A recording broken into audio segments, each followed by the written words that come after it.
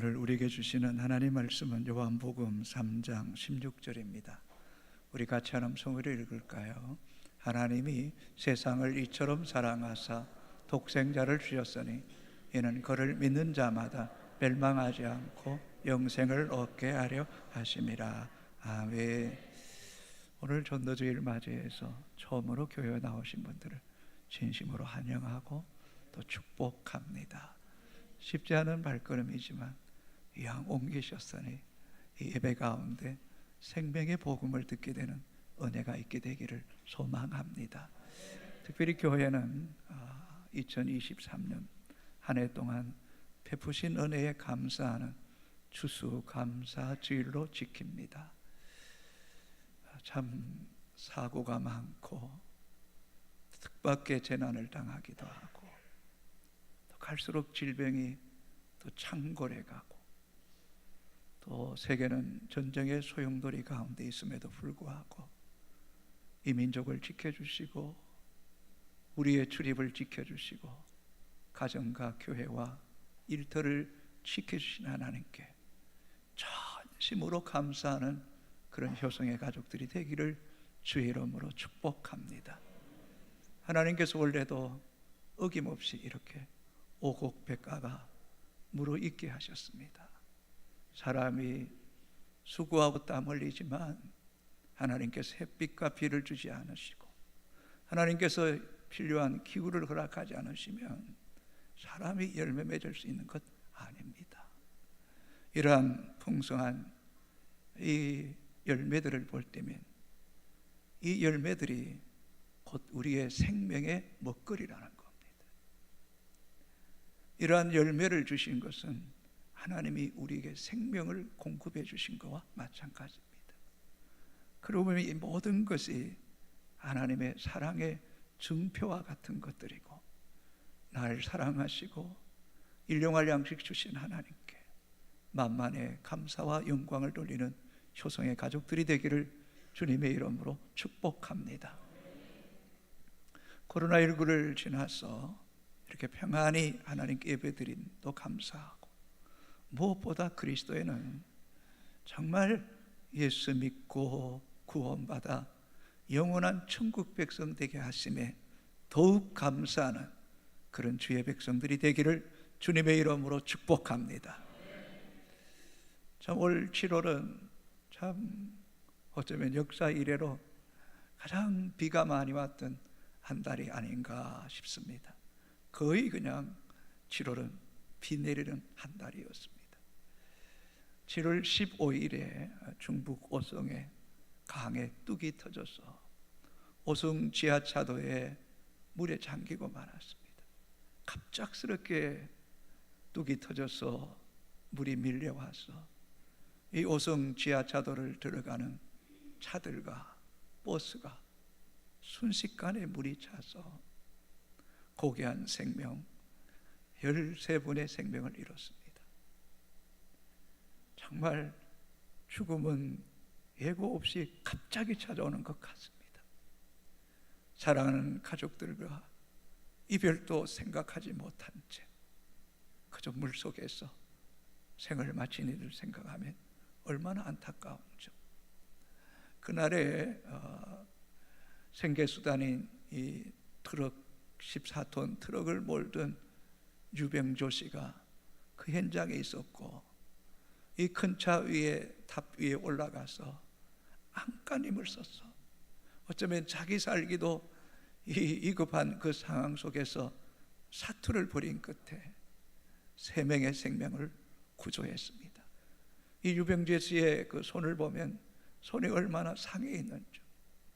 이러한 소식을 들은 국민은 감동했고 또 현대자동차에서는 이 유병조 씨에게 1억 8천만 원에 해당하는 14톤 트럭을 선물로 주게 되었습니다.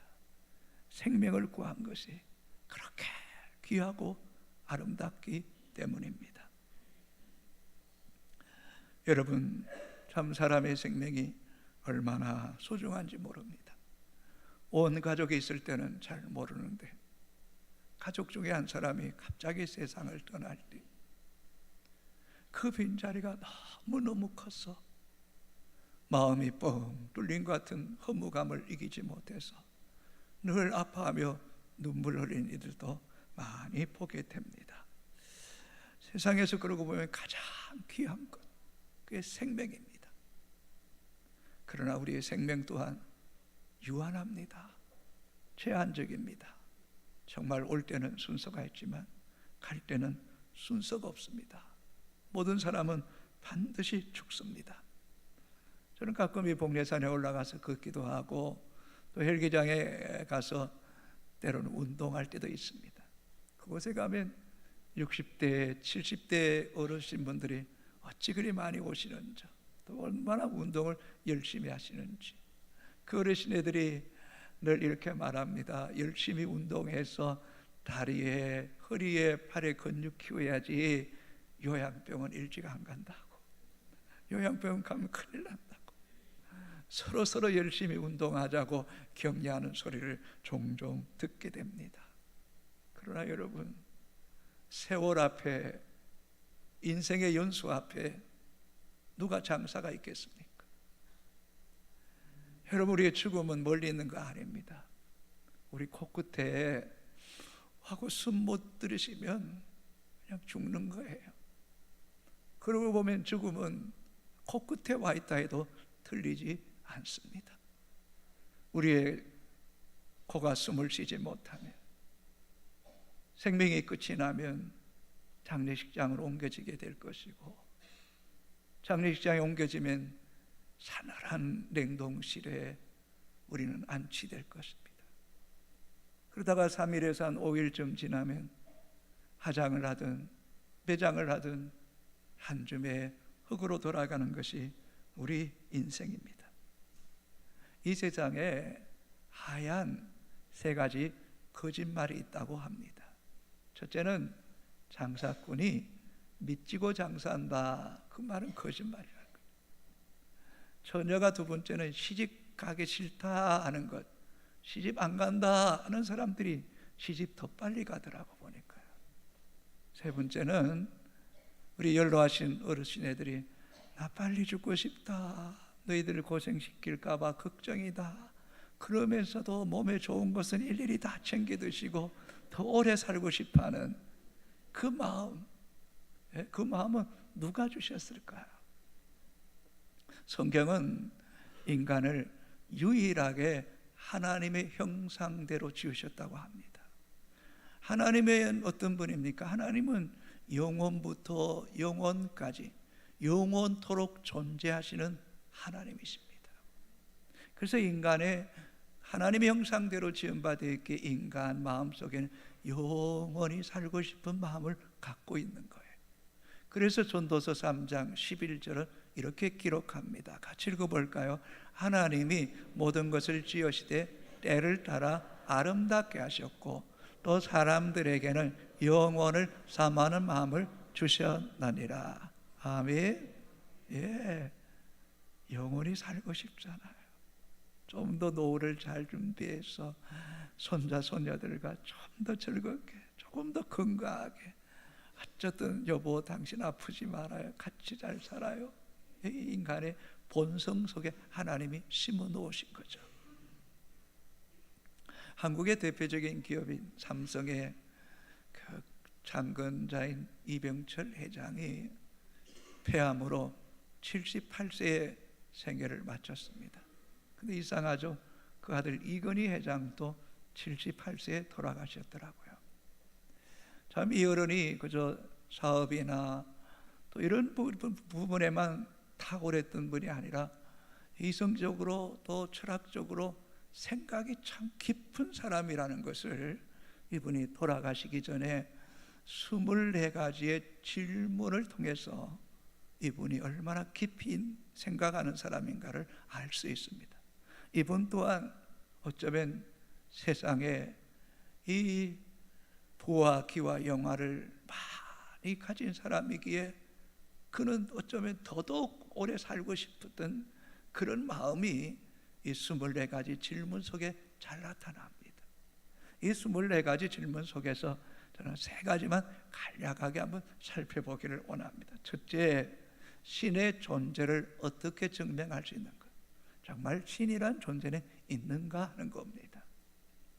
여러분이 우주 만상 얼마나 강하랍니까? 이 하늘의 그 별들 보십시오. 이것이 우연히 만들어졌을까요? 여러분, 이 교회 건물이 그냥 100년, 200년 지나서 뚝 세워진 걸까요? 아니요. 반드시 지은 사람이 있죠. 여러분 손목시계, 여러분 어쩌면 분신과 같은 스마트폰 만든 사람이 있는 거잖아요. 우연의 산물이 아닙니다. 이 만물을 지으신 이가 있다라고 성경은 가장 처음에 나오는 창세기 1장 1절에 태초에 하나님이 천지를 창조하시니라. 아멘. 이상하죠? 대한민국 하나님이 보호하사 우리나라 만세 그래. 그 하나님이 온 우주 만물을 창조하신 거예요. 두 번째 질문입니다. 신이 인간을 사랑했다면 왜 고통과 불행과 죽음을 주었는가? 한번 질문 던질 법만 하잖아요. 하나님이 사랑이시라면 왜 인간에게 고통, 불행, 죽음이 찾아왔는가? 원래 하나님은 그렇게 창조하지 않았습니다. 에덴 동산, 즐거움, 행복의 동산에서 영생하도록 지은 바 되었습니다. 그런데 인간이 사단의 게임에 빠져서 먹지 말라는 그 선악과 먹으면서부터 인간에게 고통과 불행과 죽음이 찾아왔다고 성경은 명확하게 명시하고 있습니다. 남자는 그때부터 수고함으로 땀 흘려 식물을 얻게 되었고, 여인에겐 해산의 고통이 찾아왔고, 그때부터 이상하죠. 땅에 가시와 은근기가 생기기 시작했고, 죄를 지은 인간 하나님을 피하여 등졌고, 그때부터 불행과 죽음이 찾아왔다. 그래서 로마서 3장 6장 23절은 이렇게 기록합니다. 죄값은 죽음뿐입니다. 죄값은 죽음뿐이라. 그리고 성경은 모든 사람이 죄를 범하여 하나님의 영광에 이를 수 없다라고 기록합니다. 성경이 그렇게 답합니다. 세 번째 질문입니다. 우리 한번 같이 한번 읽어볼까요? 시작. 인간이 죽은 후에 영혼은 죽지 않고 천국이나 지옥으로 간다는 것을 어떻게 믿을 수 있나? 성경은 분명하게 천국과 지옥이 있다라고 말하고 있습니다. 그리고 천국 가는 길에 대해서 명확하게 기록하고 있습니다. 예수님이 유일한 길이다. 또 다른 길은 없다. 내가 진리다.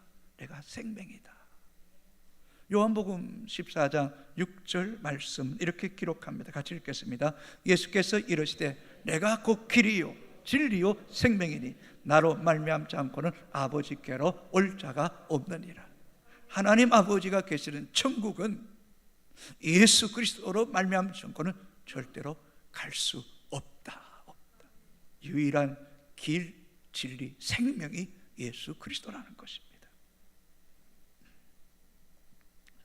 만약입니다. 그렇죠? 예를 들어서 하는 말입니다. 우리 청년 가운데 이렇게 건강하고 똑똑하고 장래가 촉망되는 청년이 심장병이 걸렸어요. 병원에 갔더니 의사가 진단하기를 이 심장병은 약으로도 안 됩니다. 수술해도 안 됩니다. 살 수 있는 길은 단 한 가지입니다. 건강한 사람의 심장을 떼어서 이식하는 길밖에 없다라고 말합니다. 이 청년이 고민하다가 어느 날 저를 찾아왔다고 가정해 봅시다. 목사님은 살 만큼 살았고 천국이 있다고 늘 말씀하셨으니 이참에 목사님이 제게 좀 심장 주시고 목사님 하늘나라 가시면 어떻겠어요? 라고 말할 때 참 고민되게 해요. 그죠? 어떻게 해야 될까? 이 청년이 저를 한참 뚫어져도 쳐다보더니 목사님도 별로 건강하게 안 보이는데 목사님 내가 심장 이식 받아도 몇 년 더 살까? 그러더니 대뜸 하는 말이 목사님 아들 키도 크고 뭐 체격도 괜찮은데 그 아들 심장 좀 주시면 어떻겠어요? 아니 내 심장 주는 것도 내가 정신 나가지 않고는 줄 수 없는데 아들 심장을 달라. 너 미쳤나? 그러고 싶지 않겠어요? 그런데 제가 조금 미쳐서 아들 심장 떼서 이 청년에게 줬다. 그 미친 사랑이죠. 정상적인 사랑이 아니죠. 또 가정입니다. 그렇게 할 수가 없습니다. 사랑 가운데 혈육 가진 사람에게 부성애와 모성애를 가진 부모 가운데 누가 그 일을 할 수 있겠습니까? 절대 못합니다. 차라리 본인이 죽을 수는 있어 모르겠지만. 그런데 성경은 이 같은 사랑을 우리에게 말씀하고 있어요. 정말 하나님이 정신 나간 사랑, 정말 미친 사랑을 우리 한 사람 한 사람에게 걸어버리셨어요. 그래서 요한복음 3장 16절에 이렇게 기록하죠. 천천히 하나님이 세상을 이처럼 사랑하사 독생자를 주셨으니 이는 그를 믿는 자마다 멸망하지 않고 영생을 얻게 하려 하십니다. 하나님이 이처럼 사랑하셨어요. 인간이 죄로 고통과 불행과 죽음과 그 죽음 이후에 영원한 지옥불에 던져질 것을 불쌍하게 여기사 하나밖에 없는 독생자 예수 그리스도를 이 땅에 보내주시고, 이 땅에 오신 예수 그리스도께서 우리 인간의 죄와 저주와 고통과 불행과 죽음의 끔찍한 행보를 저 끔찍한 십자가에 못 박히시고 머리에 가시관 쓰시고 참의 옆구리 찔려 물과 피를 다 쏟으시고 생명을 버리심을 통하여서 그를 믿는 자마다, 예수 그리스도를 믿는 자마다 멸망하지 않고 영생 얻기를 원한다시는 것이 하나님의 사랑입니다. 정말 하나님의 미친 사랑, 정신 나가지 않고는 사랑할 수 없는 이 사랑을 우리에게 선물을 거신 거예요. 이 사랑이 얼마나 고귀하고 귀하죠. 어떤 우리의 선행이나 우리의 노력이나 어떤 우리의 공로가 아니래요. 그냥 나를 믿는 자에게는 값없이 선물로 은혜로 주신다는 거예요. 여러분 알고 보면 이 세상에 귀한 것은요 값이 없어요. 우리가 부모로부터 생명을 받았지만 생명의 값을 지불한 사람이 있습니까? 부모가 우리를 이 땅에 태어난 그때부터 부모는 심장이 멈춘 날까지 자식 향한 사랑, 그침이 없는, 그 어떻게 값으로 계산할 수 있나요? 값으로 계산한다면 우리의 모든 것을 팔아서 부모를 주어도 갚을 수 없는 사랑이잖아요. 햇빛도 공기도, 햇빛 없다면, 공기 없다면 우리는 죽는 거예요. 이 땅의 모든 생명체는 사라질 거예요. 값 없는 거예요. 우리에게 영생 얻게 하신 것은 값없이 믿는 자에게 선물로 이 영생, 조회라는 단어인데 죽어서 다시 살아 영원히 사는 생명을 말하는 거예요. 이 생명이 얼마나 귀하죠. 이 생명을 우리에게 값없이 주신 겁니다. 그래서 요한일서 5장 4장 8절은 하나님은 사랑이시니라. 하나님은 사랑이다. 독생자를 버리시면서까지 우리를 사랑하셨어요. 아들을 버리시고 저와 여러분을 하나님의 아들, 딸이 되게 하시고 영생 얻게 하신 거예요. 이 사랑의 깊이, 이 사랑의 넓이, 이 사랑의 높이는 인간의 이성으로 다 측량할 수 없는데 하나님의 성령이 우리 가운데 임할 때 이 사랑이 믿어질 때는요 주체할 수 없는 거예요. 이 사랑에 감격할 수밖에 없고 이 사랑에 감격하며 내 생명, 내 시간, 내 삶을 온전히 주님께 드리기를 결단하는 엄청난 삶의 변화가 일어나게 되는 겁니다. 그래서 여러분 보실 때도 저 예수 믿는 사람 좀 미쳤어. 아니 세상에 이렇게 재미난 것도 많은데 뭘 저렇게 교회만 다니는데 뭐가 그렇게 좋아서 싱글벙글하는 거야?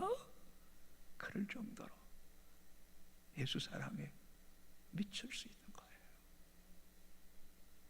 경북대학교 수학과를 졸업하고 수학 선생이 되어서 고등학교에서 학생을 가르치는 우리 김성아라는 선생님이 계셨어요. 학생을 가르치는데 뭔가 삶의 보람과 의미를 못 느끼겠더래요.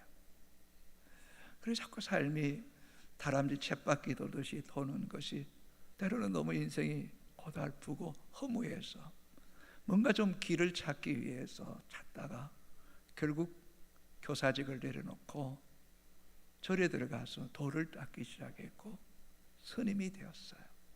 종교를 비하하려고 하는 건 아닙니다, 여러분. 양해를 구합니다.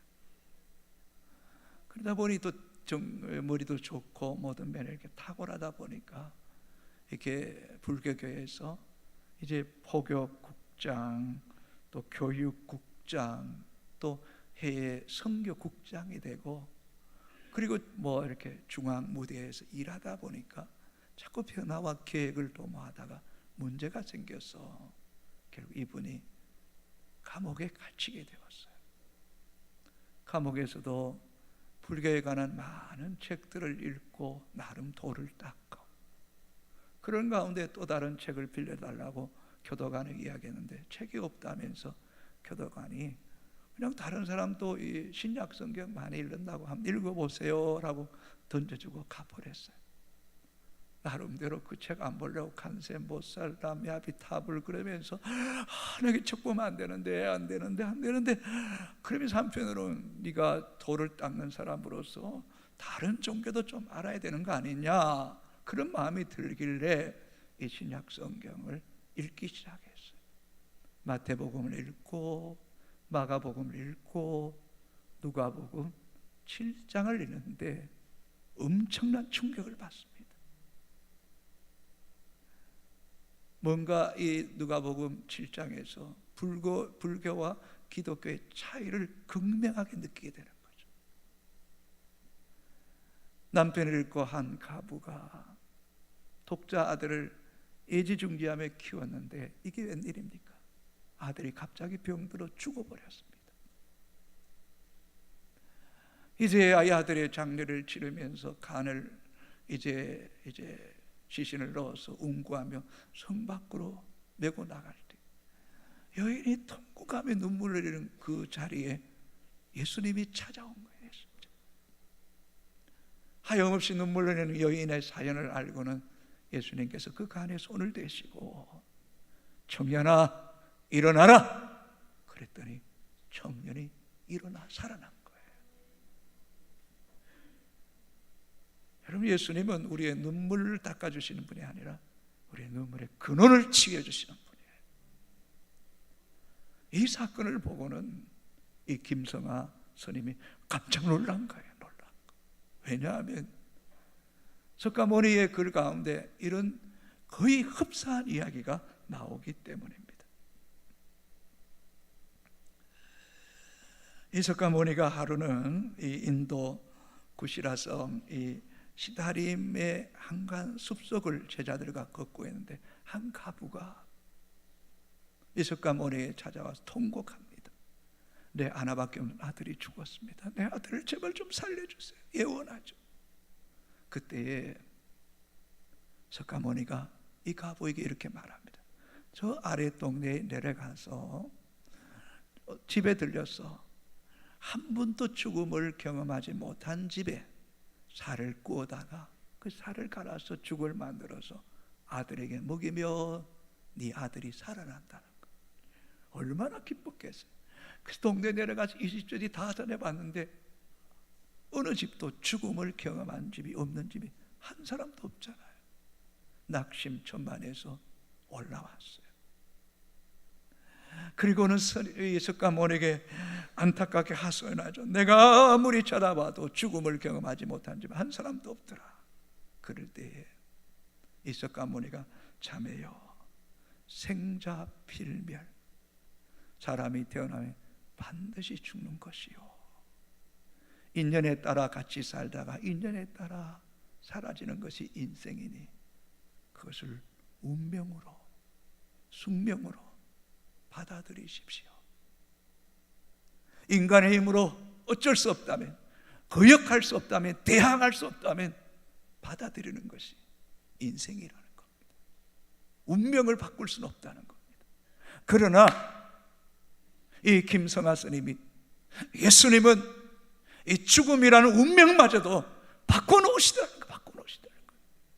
그분이 하나님이시기 때문에, 그분이 생명의 주인이시기 때문에 우리 인생의 힘으로 어떻게 할 수 없는, 함구할 수 없고 수긍할 수밖에 없는 문제를 할지라도 생명의 주인 되신 예수님이 계시면 우리 인생을 바꿔놓으시는 겁니다. 우리의 운명을 바꿔놓으시는 것입니다. 여러분, 예수님이 어쩌다가 나인 성과부 아들 한 명을 어쩌면 기절했다가 살아날 수도 있지라고 무시할 수도 있겠지만 예수님은 그렇지 않아요. 해당장 야이로 딸을 죽었는데 소녀야 일어나라 했더니 일어난 거죠. 어디 그뿐입니까? 나사로는요, 죽은 지 나흘이 돼 무덤에 장사 지낸 바 되었어요.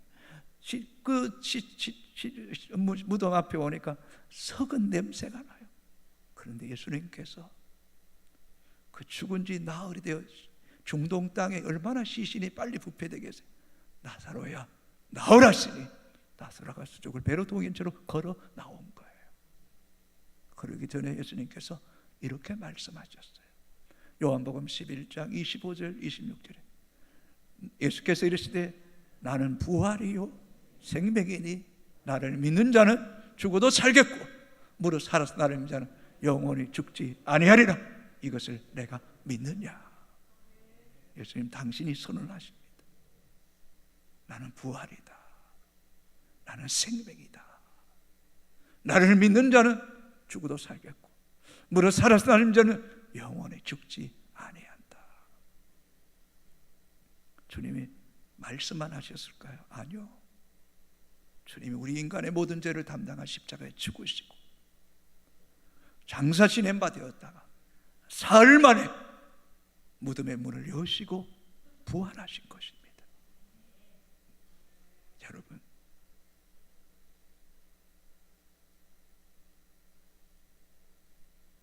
다른 종교는 다 무덤이 있습니다. 창시자의 무덤이 있습니다. 그러나 기독교는 빈 무덤입니다. 제가 가보지 않았나요? 예루살렘에 가면 예수님의 무덤이 빈 무덤입니다. 부활하신 것. 당신 자신이 죽음을 이기시고 부활하신 거예요. 당신 자신이 생명의 주인임을 나타내신 거예요. 여러분, 이것은 너무너무 중요한 일입니다. 우리를 가장 두렵게 하고 불안하게 하고 끔찍스럽게 하는 건 죽음입니다. 이 죽음의 문제를 예수님이 해결하신 것입니다. 제자입니까? 라는 후안 칼로로스 목사가 쓴 책에 보면 기독교를 빵처럼 논하지 마십시오. 빵은 먹을 수도 있고 안 먹을 수도 있습니다. 그러나 기독교는 반드시 믿어야 됩니다. 왜냐하면 죽어도 다시 살기 때문에. 그러나 예수 믿지 않으면 영원한 행벌에 처하기 때문에 이것은 빵처럼 논하면 절대로 안 됩니다. 반드시 예수 믿어야 됩니다. 예수 믿는 것보다 인생 일대에 더 중대한 문제는 없다는 거예요. 그래서 성경은 이렇게 기록합니다. 요한 1서 같이 읽도록 할까요? 5장 11절 12절 전체를 읽습니다. 또 증거는 이것이니 하나님이 우리에게 영생을 주신 것과 이 생명이 그의 아들 안에 있는 그것이니라. 아들이 있는 자에게 생명이 있고 하나님의 아들이 없는 자에게 생명이 없느니라. 성경이 무엇을 증거한다고요? 성경은 하나님이 우리에게 영생을 주신 것을 기록하고 있는 거예요. 그걸 증거하고 있는 거예요. 아들이 있는 자에게 생명이 있고 아들이 없는 자에게 생명이 없다. 하나님의 아들 예수 그리스도를 믿는 자에게 영원한 생명이 있는 것입니다.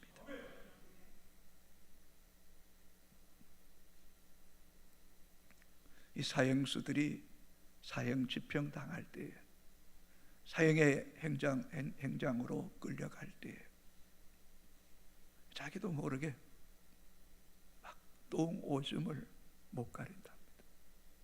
모든 어떤 기능들이, 간략근들이 이렇게 막 풀어지니까 너무너무 공포가 크니까 어떤 사형수들은 가다가 일부러 하얀 고무신을 벗는답니다. 몇 초라도 더 살고 싶어서. 그래서 다시 뒤돌아서 고무신 신고 또 가다가 고무신 벗는데 그래도 교도관이 마지막 가는 길이기 때문에 못 본 척하면서 그렇게 서너분 하다가 결국은 행장의 이슬로 사라지는 겁니다. 요양병원이나 호스피스 병동에 있는 분들이 그런 이야기합니다. 봉사자들이 어떤 환자들은 자다가도 너무 벌벌 떨면서 시커먼 사람이 나를 잡으러 온다고 막 치를 떱니다. 꼼짝도 못하는 사람이 막 벌떡 앉기도 하고 일어서기도 한답니다. 아니야, 난 안 가. 여러분, 인생에서 죽음이 얼마나 중요한 시간인가를 여러분 아셔야 됩니다. 몇 해 전에 우리 교회 일찍 남편을 보내고 자녀들을 어렵게 키우고 신앙 안에 키웠던 집사님이 영도병원에서 임종할 때 코에 산소호흡기를 끼고 있는데 제가 찬송가를 여러 장 불렀는데 그 숨을 다 할 때가 찬송을 부르면서 너무너무 기뻐하는 거죠. 너무너무 기뻐하는 거예요. 죽음을 맞이하는데 어떻게 그렇게 기쁘게. 그래서 제가 그 따님이 생각나서 며칠 전에 전화해서 어머니가 너무너무 귀하다. 너무너무 귀하다. 어떤 분은 암에 이제 임종 직전인데 찬송 부르는데 너무너무 행복해해서 우리 사역자에게 이 좀 영상으로 좀 남겼으면 좋겠다. 제가 그렇게 말하기도 했습니다. 예수 안에 있는 것이, 영원한 나라가 준비되어 있다는 것이 얼마나 감사한 일이죠. 히브리서 9장 27절은 이렇게 기록합니다. 한 번 죽는 것은 사람에게 정해진 것이다. 그 위에는 심판이 있다. 선인이나 악인, 믿는 자나 믿지 않는 자 다 한 번 죽습니다. 죽음이 심판이 있습니다. 하나님 앞에 서야 됩니다. 그때 하나님께서 특별 사문권 주는 사람이 있습니다. 칼기 폭파범 김현희가 사형받아야죠. 그러나 노태우 대통령이 사면권 주니까 자유몸이 된 거예요. 하나님 앞에 설 때 예수 그리스도를 믿는 자에게 자유의 몸이 되는 거예요. 다시 사는 영원한 생명을 주시는 거예요. 이걸 붙잡아야 되는 거예요. 제가 초등학교 다닐 때 주변에 고아원이 많았어요. 저 고아원에 친구들도 참 좋은 친구들이 많아서 그중에 김성덕이라는 키가 적고 얼굴이 좀 까맣잡잡했는데 참 공부도 잘하고 똑똑했던 친구예요. 저녁 늦게까지 놀다가 이제 헤어져야 될 시간이에요. 그래서 저는 집에 있고 어머니가 있었어. 아버지는 일찍 돌아가셨지만 집으로 돌아올 수 있었는데 그때 당시에 고아원은 제대로 먹기나 했겠어요? 얼마나 많이 맞았겠어요? 그 고아원에 돌아가는 게 너무 힘들어하는 그 모습이 아직도 제 머릿속에 잊혀지지가 않아요. 여러분, 내 숨이 가쁘고 내 심장이 뛰지 않을 때, 내 몸이 굳어질 때, 그때 내가 돌아갈 곳이 있는 사람. 성경은 마태복음 20은 창세로부터 예비된 나라를 상속받으라는 그런 말씀이 있어요. 죽음 이후에 돌아갈 하나님의 나라가 있는 사람은 이 세상의 가장 성공자예요. 가장 행복한 사람이에요. 가장 복 있는 사람이에요. 짧은 인생이지만 나그네 인생길 만만치 않지만 죽음에 영원한 주님 나라가 있으니까요. 그래서 요한복음 14장 1절 2절 이렇게 말합니다. 같이 너희는 마음에 근심하지 말라. 하나님 믿으니 또 나를 믿어라. 내 아버지 집에 거할 곳이 많도다. NIV 성경에는 이 집을 맨션이라고 말하죠. 대저택이 있는 거예요. 정말 너무너무 아름다운 저택. 여러분, 많은 믿음의 사람들이 사후 세계 속에서 하나님 나라를 경험했는데 그 하나님의 나라가 너무너무 강하고 강대하다는 거죠. 성경을 통해 알 수 있는 것은 썩어질 몸이 썩지 않을 몸으로, 욕된 몸이 영광스러운 몸으로, 약한 몸이 강한 몸으로, 육의 몸이 신령한 몸이 되어서 제 생각은 이 어떤 시간과 공간에 벽이 없을 것 같아요. 하늘나라를 마음껏 합니다.